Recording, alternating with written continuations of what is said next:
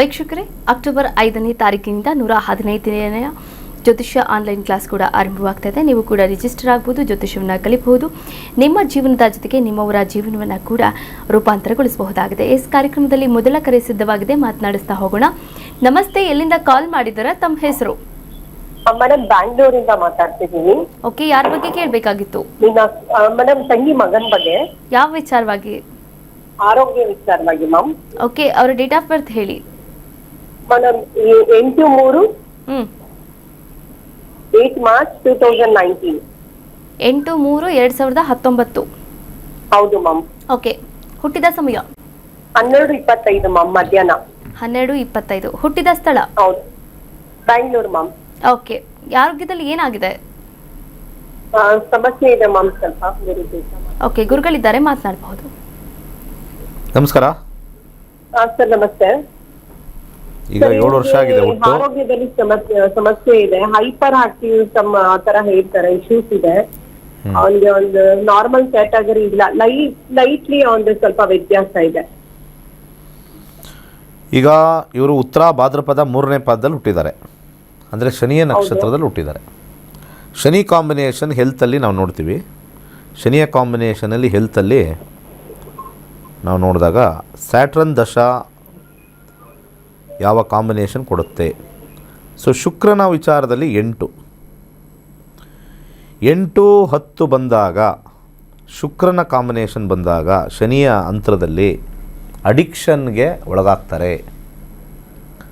ಅಂದರೆ ಅಡಿಕ್ಷನ್ ಯಾವ ಥರ ಇರುತ್ತೆ? ಈಗ ಜನರಲಿ ಈಗ ಮೊಬೈಲ್ ಅಡಿಕ್ಷನ್ನು, ಮೊಬೈಲ್ ಕೊಟ್ಟರೆ ಸುಮ್ಮನೆ ಇರ್ತಾರೆ, ಮೊಬೈಲ್ ನೋಡ್ತಾ ಇರ್ತಾರೆ, ಕಿತ್ಕೊಂಡ್ರೆ ಆಟ.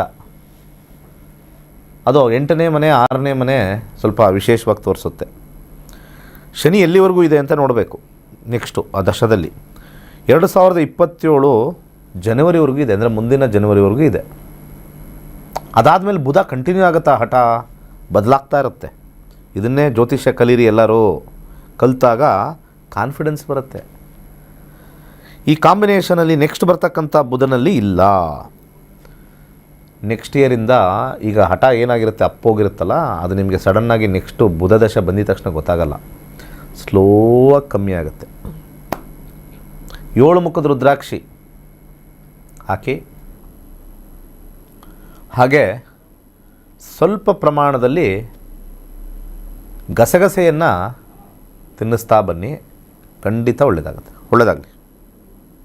ಕರೆ ಮಾಡಿದ್ದಕ್ಕಾಗಿ ಧನ್ಯವಾದಗಳು. ವೀಕ್ಷಕರೇ, ನೀವು ಕೂಡ ಕರೆ ಮಾಡಬಹುದಾಗಿದೆ, ಮಾತನಾಡಬಹುದಾಗಿದೆ. ಶಿಕ್ಷಣ ಆಗಿರ್ಬೋದು, ಆರೋಗ್ಯ ಆಗಿರ್ಬೋದು, ಕೋರ್ಟು ಕಚೇರಿ ಕೆಲಸ ಆಗಿರಬಹುದು, ಅಥವಾ ವೈವಾಹಿಕ ದಾಂಪತ್ಯದಲ್ಲಿ ಏನೆಲ್ಲ ಸಮಸ್ಯೆಗಳಿರ್ಬೋದು, ಆ ಎಲ್ಲ ಸಮಸ್ಯೆಗಳಿಗೂ ಕೂಡ ಪರಿಹಾರ ಮಾರ್ಗ ಅಂದರೆ ಅದು ನಕ್ಷತ್ರ ನಾಡಿ ಕಾರ್ಯಕ್ರಮ ಅಂತಲೇ ಹೇಳ್ತಾ ಮತ್ತೊಂದು ಕರೆ ಸಿದ್ಧವಾಗಿದೆ. ನಮಸ್ತೆ, ಎಲ್ಲಿಂದ ಕಾಲ್ ಮಾಡ್ತಾ ಇದ್ದೀರಾ? ಎಸ್, ಕರೆ ಕಟ್ಟಾಗಿದೆ. ಕರೆ ಮಾಡುವಾಗ ನೆಟ್ವರ್ಕ್ ಇರುವಂತಹ ಪ್ರದೇಶದಲ್ಲಿ ಬಂದು ಮಾತನಾಡಿ, ಹಾಗೆ ಟಿವಿ ನೋಡ್ಕೊಂಡು ಮಾತನಾಡಬೇಡಿ. ಅದರ ಜೊತೆಗೆ ಡೇಟ್ ಆಫ್ ಬರ್ತ್ ರೆಡಿ ಇಟ್ಕೊಂಡಿರಿ. ಡೇಟ್ ಆಫ್ ಬರ್ತ್, ಹಾಗೆ place of birth, time of birth, ಈ 3 ಕೂಡ ಬೇಕಾಗುತ್ತೆ. ಇವು ಗೊತ್ತಿಲ್ಲ ಅಂತ ಅನ್ನೋದಾದರೆ ನೀವು ನೇರವಾಗಿ ಪ್ರಶ್ನಾಶಾಸ್ತ್ರಕ್ಕೆ ಹೋಗಬಹುದು. ಪ್ರಶ್ನಾಶಾಸ್ತ್ರದಲ್ಲಿ 1ರಿಂದ 249 ಒಳಗೆ ಒಂದು ಸಂಖ್ಯೆಯನ್ನು ಹೇಳಬೇಕಾಗತ್ತೆ. ನೀವು ಹೇಳಿದಂತಹ ಸಂಖ್ಯೆಯ ಆಧಾರದ ಮೇಲೆ ನೀವು ಕೇಳಿರ್ತಕ್ಕಂಥ ಪ್ರಶ್ನೆಗೆ ಅನುಗುಣವಾಗಿ ಪರಿಹಾರ ಮಾರ್ಗವನ್ನು, ಹಾಗೆ ಏನಾಗಿದೆ ಅನ್ನೋದರ ಬಗ್ಗೆ ನಿಖರವಾದ ಮಾಹಿತಿಯನ್ನು ಕೂಡ ಗುರೂಜಿಯವರು ನೀಡ್ತಾ ಹೋಗ್ತಾರೆ. ಎಸ್, ಹಾಗೆ ವ್ಯಾಪಾರದಲ್ಲಿ ಅಡೆತಡೆಗಳು ಉಂಟಾಗ್ತಾ ಇತ್ತು ಅಂತಂದರೆ ಏನು ಮಾಡಬೇಕು? ಮನೆಯಲ್ಲಿ ಶಾಂತಿ ನೆಮ್ಮದಿ ಇಲ್ಲ ಅಂದರೆ ಏನು ಮಾಡಬೇಕು? ಯಾವಾಗಲೂ ಕೂಡ ಕಿರಿಕಿರಿ ಆಗ್ತಾ ಇರುತ್ತೆ, ಜಗಳ ಆಗ್ತಾ ಇರುತ್ತೆ. ಇದಕ್ಕೆಲ್ಲ ಕೂಡ ಒಂದು ರಾಮಬಾಣ ಅಂತಂದರೆ ನಕ್ಷತ್ರ ನಾಡಿ ಕಾರ್ಯಕ್ರಮದ ಮೂಲಕ ನಿಮಗೆಲ್ಲರಿಗೂ ತಿಳಿಸೋದೇನೆಂದರೆ ಕೈಲಾಶ್ ಯಂತ್ರ. ಎಸ್ ವೀಕ್ಷಕರೇ, ನೀವು ಕೂಡ ಕೈಲಾಶ್ ಯಂತ್ರವನ್ನು ಸ್ಥಾಪನೆ ಮಾಡಬಹುದಾಗಿದೆ, ಪೂಜೆಯನ್ನು ಕೂಡ ಮಾಡಬಹುದಾಗಿದೆ. ಪೂಜೆಯನ್ನು ಮಾಡುವುದರ ಮೂಲಕ ಶುಭ ಫಲಗಳನ್ನು ಕೂಡ ಪಡೆಯಬಹುದಾಗಿದೆ. ಎಸ್, ಗುರೂಜಿಯವರು ಮದುವೆಗೆ ಸಂಬಂಧಪಟ್ಟಂತೆ ಮಾಹಿತಿಯನ್ನು ನೀಡ್ತಾ ಇದ್ರು. ಎಸ್, ಅದನ್ನು ಕಂಟಿನ್ಯೂ ಮಾಡ್ತಾ ಹೋಗ್ತಾರೆ ಗುರುಗಳೇ. ಶುಕ್ರ ಗ್ರಹ ಭಾಳ ಮುಖ್ಯವಾಗಿ ವಿವಾಹಕ್ಕೆ ಸೂಕ್ತ ಅಂತ ಹೇಳ್ತಕ್ಕಂಥ ಅನೇಕರು ಅರ್ಥ ಮಾಡ್ಕೋಬೇಕು. ಕರ್ನಾಟಕದಲ್ಲಿ ಭಾಳಷ್ಟು ಜನ ಜ್ಯೋತಿಷಿಗಳು ವಿವಾಹಕ್ಕೆ ಬಂದಾಗ ವಿವಾಹ ಆಗ್ತಕ್ಕಂಥ ಸಮಯನ ನೋಡಬೇಕು ಅಂತಂದರೆ ಅಲ್ಲಿ ದಶಾದಲ್ಲಿ 7ನೇ ಮನೆ ಇರಲೇಬೇಕು. ದಶಾಭುಕ್ತಿ ಅಂತರ್ಭುಕ್ತಿಯಲ್ಲಿ 7 ಸೂಚ್ಯಾಂಕ ಇಲ್ಲ ಅಂದರೆ ವಿವಾಹ ಆಗಲ್ಲ ಅಷ್ಟೇ. ಇದನ್ನು ತಗೊಂಡು ಶುಕ್ರ ಸರಿ ಇಲ್ಲ, ಅದು ಸರಿ ಇಲ್ಲ ಅಂತ ಹೇಳಿ ಕದಳಿ ವಿವಾಹ ಮಾಡ್ತಕ್ಕಂಥದ್ದು ಮೂಢನಂಬಿಕೆ. ಎಲ್ಲದರಲ್ಲೂ ಕೂಡ ಮೂಢನಂಬಿಕೆ, ನಮ್ಮ ಜ್ಯೋತಿಷ್ಯದಲ್ಲೂ ಕೂಡ ಮೂಢನಂಬಿಕೆ ಅತಿ ಹೆಚ್ಚು. ಮದುವೆ ಆಗಿಲ್ವಾ? ಕುಂಭ ವಿವಾಹ, ಮಡಕೆ ತಗೊಂಬನ್ನಿ, ತಾಳಿ ಕಟ್ಬಿಡಿ. ಎಷ್ಟು ಜನಕ್ಕೆ ಸಕ್ಸಸ್ ಆಗಿದೆ? ಗೌರ್ಮೆಂಟ್ ಲೈಬ್ರರಿಲಿ ಬರೆದಿಡೋಣ, ಒಂದು ಪುಸ್ತಕ ಬರೆಯೋಣ. ಯಾರು ಮಾಡಿಸ್ತೀರಾ ಬ್ಯುಸಿಯಾಗಿ? ಸೊ ಮಾಡಿಸೋರು ನಮ್ಮ ಪ್ರೋಗ್ರಾಮ್ ನೋಡೋಲ್ಲ, ಅದು ಪ್ರಾಬ್ಲಮ್ಮು. ಮಾಡಿಸ್ತಾ ಇರ್ತಾರಲ್ಲ ಅವ್ರು ನಮ್ಮ ಪ್ರೋಗ್ರಾಮಲ್ಲಿ ನೋಡೋಲ್ಲ. ಇನ್ನು ಮಾಡಿಸೋರು ಮಾತ್ರ ನಮ್ಮ ಪ್ರೋಗ್ರಾಮ್ ನೋಡ್ತಾರೆ. ಇವ್ನಿಗೇನು ಗೊತ್ತು? ಶಾಸ್ತ್ರ ಅಂತಾರೆ. ಶಾಸ್ತ್ರ ಗೊತ್ತಿದೆ ಸ್ವಾಮಿ, ಇಲ್ಲಿ ಕೂತಿರೋಲ್ಲ ನಮ್ಮ ಸ್ಟೂಡೆಂಟ್ಸೇ ನೋಡಿ, ಇವ್ರಿಗೆಲ್ಲ ಶಾಸ್ತ್ರ ಹೇಳ್ಕೊಟ್ಟಿದ್ದೀನಿ. ಶಾಸ್ತ್ರ ಗೊತ್ತಿದೆ, ಬಟ್ ಮೂಢನಂಬಿಕೆ ನಂಗೆ ಗೊತ್ತಿಲ್ಲ. ನಾನು ಇದುವರೆಗೂ ನನ್ನ 30 ವರ್ಷದ ಅನುಭವದಲ್ಲಿ ಯಾರಿಗೂ ಕೂಡ ಕದಲಿ ವಿವಾಹ ಮಾಡ್ಕೊಳ್ಳಿ, ಕುಂಭ ವಿವಾಹ ಮಾಡ್ಕೊಳ್ಳಿ ಅಂಥದ್ದು ಯಾವುದೂ ಕೂಡ ಹೇಳಲಿಲ್ಲ. ವಿವಾಹದಲ್ಲಿ ಮನಸ್ಥಿತಿಯನ್ನು ತೋರಿಸುತ್ತೆ. ಜಾತಕದಲ್ಲಿ, ಗಂಡನ ಜಾತಕದಲ್ಲಿ ಮನಸ್ಥಿತಿ,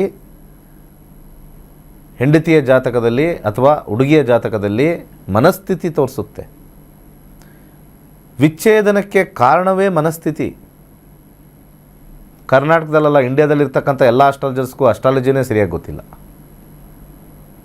ಇನ್ನು ಕೆಲವ್ರು ಬಡ್ಕೋತಾರೆ, ನಾನು ಹೇಳ್ದಂಗೆ ಎಲ್ಲ ಆಯಿತು ಅಂತ. ಏನೂ ಆಗಿರಲ್ಲ ಅಲ್ಲಿ. ಬರೀ ಎಲ್ಲ ಸಾಮಾಜಿಕದಲ್ಲಿ ಆಗ್ತಕ್ಕಂಥದ್ದನ್ನೆಲ್ಲ ಹೇಳೋದೆಲ್ಲ ಜ್ಯೋತಿಷ ಅನ್ಕೊಂಬಿಟ್ಟವ್ರು ಜನ. ಹುಚ್ಚರು ಜನಗಳು. ಸಾಮಾಜಿಕದಲ್ಲಿ ಆಗೇ ಆಗುತ್ತೆ. ಇಲ್ಲೆಲ್ಲೋ ಬೆಂಕಿ ಅವಘಡ ಆಗುತ್ತೆ ಅಂತ ಹೇಳ್ತೀವಿ, ಎಲ್ಲ ಕಡೆ ಆಗುತ್ತೆ ರೀ. ವರ್ಷದಲ್ಲಿ ಪ್ರತಿ ತಿಂಗಳು ಪ್ರಪಂಚದಲ್ಲಿ ಎಲ್ಲರೂ ಒಂದು ಕಡೆ ಅವಘಡಗಳು ನಡೆಯುತ್ತೆ. ಎಲ್ಲೂ ಅವಘಡಗಳು ನಡೆಯಲ್ಲ. ವರ್ಷದಲ್ಲಿ ಯಾವಾಗಲೂ ಒಂದು ಸತಿ ನಡೆಯುತ್ತೆ ಅಂದರೆ ಯಾವ ನ್ಯೂಸ್ ಚಾನಲ್ಲೂ ಇರಲ್ಲ. ಎಲ್ಲ ನ್ಯೂಸ್ ಚಾನಲ್ ಬಂದ್ ಮಾಡಬೇಕು. ಎಲ್ಲ ನ್ಯೂಸ್ ಚಾನಲ್ಲು ಬಂದ್ ಮಾಡಬೇಕಾಗತ್ತೆ. ಯಾಕೆಂದರೆ ನ್ಯೂಸೇ ಇಲ್ಲ ಅಂದರೆ ಏನು ಮಾಡ್ತೀರಾ? ಅವಘಡಗಳಲ್ಲಿ ಆಕ್ಸಿಡೆಂಟು ಒಂದು ಅವಘಡ, ಬೆಂಕಿನೂ ಒಂದು ಅವಘಡ, ಅಪಘಾತಗಳು, ಕೊಲೆಗಳು ನಡೀತಾನೆ ಇರ್ತವೆ. ಈ ತಿಂಗಳಲ್ಲಿ ಮಾತ್ರ ಕೊಲೆಗಳು ನಡೆಯುತ್ತೆ, ಮುಂದಿನ ತಿಂಗಳಲ್ಲಿ ನಡೆಯಲ್ಲ. ಇದು ಜನರಿಕ್ಕಾಗಿ ಹೇಳ್ತಕ್ಕಂಥವ್ರು ಹುಚ್ಚರಾಗಿದ್ದಾರೆ ಕೆಲವರೆಲ್ಲ. ಪ್ರಪಂಚದಲ್ಲಿ, ದೇಶದಲ್ಲಿ ಏನೇನೋ ಯಾವುದೋ ತಿಂಗಳುಗಳಲ್ಲಿ, ಡೇಟ್ಗಳಲ್ಲಿ ನಡೆಯೋದನ್ನೆಲ್ಲ ಜನ ತಪ್ಪು ತಿಳ್ಕೊಂಡಿದ್ದಾರೆ. ಸ್ವಲ್ಪ ಅಲ್ಲೂ ಕೂಡ ಮೂಢನಂಬಿಕೆ ಇದೆ. ಸೊ ಹಲವಾರು ಮೂಢನಂಬಿಕೆ, ಇನ್ನಷ್ಟು ಮೂಢನಂಬಿಕೆಗಳು ಮಾತಾಡೋಣ. ಕಾಲ್ಸ್ ತಗೊಂಡು ಮಾತಾಡೋಣ. ಕಾರ್ಯಕ್ರಮದಲ್ಲಿ ಮತ್ತೊಂದು ಕರೆ ಸಿದ್ಧವಾಗಿದೆ.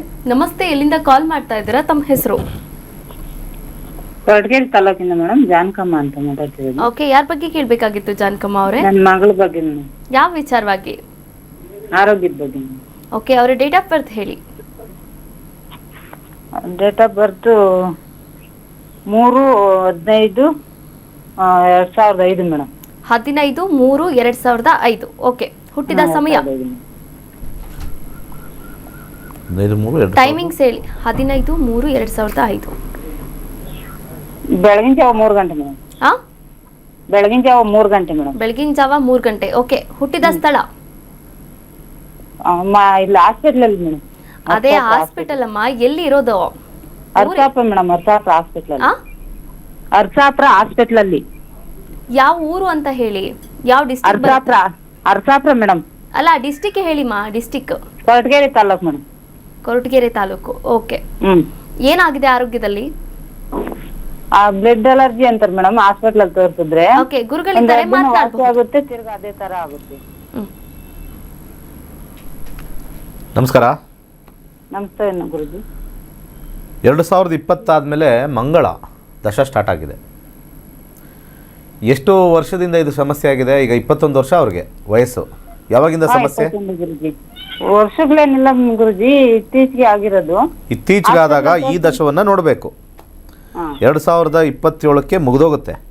ಮತ್ತು ರಾಹು ಬರೋದನ್ನು ನೋಡಬೇಕಾಗುತ್ತೆ. ಇವೆರಡನ್ನೂ ಕೂಡ ನಾವು ಪರಿಶೀಲನೆ ಮಾಡಿ ಏನು ಪ್ರಾಬ್ಲಮ್ ಇಲ್ವಾ, ಚೆನ್ನಾಗಿದೆಯಾ ಅಂತ ನೋಡಿ ಜ್ಯೋತಿಷ್ಯ ಹೇಳಬೇಕು.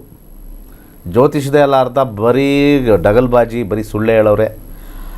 ನಿಮ್ಗಳಿಗೂ 5ನೇ ಮನೆ 8ನೇ ಮನೆ 12 ಇದ್ದಾಗ ನೀವು ಹೋಗಿ ಹಳ್ಳಕ್ಕೆ ಬೀಳೋದೇ ಇಂಥವ್ರ ಹತ್ರ. ಜ್ಯೋತಿಷದಲ್ಲೂ ಮೋಸ ಹೋಗೋದು ನಿಮ್ಮ ಜಾತಕದಲ್ಲಿ ಬರೆದಿಟ್ಟಿರುತ್ತೆ. ನಿಜ. ಸ್ವಲ್ಪ ಪ್ರೇ ಮಾಡಿಕೊಂಡು ಒಳ್ಳೆಯವ್ರು ಸಿಗಲಿ ಅಂತ ಪ್ರೇ ಮಾಡಿದ್ರೆ ಒಳ್ಳೆಯವ್ರು ಸಿಗ್ತಾರೆ. ಇಲ್ಲ ಅಂದರೆ ಗುಂಡಿಗೆ ಬೀಳೋದೇ ಗ್ಯಾರಂಟಿ. ಆ ಗುಂಡಿಗೆ ಬಿದ್ದು ಟಿ ವಿಲಿ ಬರ್ತಾರಲ್ಲ ಕೆಲವರು, ಈ ಜ್ಯೋತಿಷಿ ಏನೋ ಆಗಿದೆ ಅಂತ 5 ಲಕ್ಷ ತಗೊಂಡ, 3 ಲಕ್ಷ ತಗೊಂಡ, 4 ಲಕ್ಷ ತಗೊಂಡಾದಮೇಲೆ ವಾಹಿನಿಗೆ ಬರೋದು, ವಾಹಿನಿಗೆ ಬಂದು ಮಾತಾಡೋದು. 2-9 ಮಂಗಳನಲ್ಲಿದೆ, ತೊಂದರೆ ಇಲ್ಲ, ಆಲ್ ಬ್ಲಡ್ ರಿಲೇಟೆಡ್ ಅಂತ ಕೊಟ್ಟಿದೆ. ಪ್ರಾಬ್ಲಮ್ ದಶಾದಲ್ಲಿ ಬರೆದಿಟ್ಟಿರುತ್ತೆ ನಮ್ಮದೆಲ್ಲ. ಶಾಸ್ತ್ರ ಅಂದರೆ ವಿಜ್ಞಾನ. ಈ ವಿಜ್ಞಾನ ಬರೋದು ಗಣಿತದಿಂದ. ಗಣಿತ ಪರ್ಫೆಕ್ಟ್. ತುಂಬ ಜನ ನಮ್ಮ ಕ್ಲಾಸ್ ಸೇರಬೇಕು ಅಂತ ಬರ್ತಾರೆ, ಯೋಗ ಇಲ್ಲ ಅವ್ರಿಗೆ. ಯೋಗ ಇದ್ದವ್ರಿಗೆ ಮಾತ್ರ ಸೇರ್ತಾರೆ. ಯೋಗ್ಯತೆ ಇದೆ, ಕಲಿಯೋ ಯೋಗ್ಯತೆ ಇರುತ್ತೆ, ಯೋಗ ಮಾತ್ರ ಇರಬೇಕು. ಯೋಗ ಇದ್ದವ್ರಿಗೆ ಮಾತ್ರ ಇದು ತಿಳುವಳಿಕೆ ಬರುತ್ತೆ. ಅನೇಕ ಜನ ನಮ್ಮ ಟಿ ವಿ ನೋಡ್ತಾರೆ, ಕಾಲ್ ಕನೆಕ್ಟ್ ಆಗಲಿ ಅಂತಾರೆ, ಬಟ್ ಅವ್ರಿಗೆ ಅದೃಷ್ಟ, ಜ್ಯೋತಿಷ್ಯ ಕಲ್ತ್ರೆ ಅದೃಷ್ಟ ಗೊತ್ತಾಗುತ್ತೆ ಅನ್ನೋದೇ ಒಂದು ದೇವರು ಒಂದು ಯೋಗ್ಯತೆ ಕೊಟ್ಟಿರ್ತಾರೆ ಅವ್ರಿಗೆ, ಕಲಿಯಪ್ಪ ಅಂತ. ಯೋಗನೂ ತೋರಿಸ್ತಾ ಇರ್ತಾರೆ. ಜಾತಕದಲ್ಲಿ ಸ್ವಲ್ಪ ತೀರಾ ಯೋಗ ಇಲ್ಲ ಅಂದರೆ ಬುದ್ಧಿ ಭ್ರಮಣೆ ಆಗಿರುತ್ತೆ. ಆ ಬುದ್ಧಿ ಭ್ರಮಣೆ ಆದಾಗ ಜ್ಯೋತಿಷ್ಯ ಅನ್ನೋ ಶಾಸ್ತ್ರ ಬರಲ್ಲ ಹತ್ರಕ್ಕೆ. ನಾನು ಭಾಳಷ್ಟು ಸತಿ ಅನ್ಕೋತಾ ಇದ್ದೆ, ಯಾಕೆ ಜ್ಯೋತಿಷ್ಯ ಏನು ಇಟ್ಟಿರೋ ದುಡ್ಡು ಲೈಫಲ್ಲಿ ಏನೂ ಇಲ್ವಲ್ಲ, ನಾವು ಇಟ್ಟಿರೋ ದುಡ್ಡು ಏನೇನೂ ಇಲ್ಲ, ಸುಮ್ಮನೆ ಜನ ಕಾಸ್ಟ್ಲಿ 7,999 ಅಂತಾರೆ. 7,999.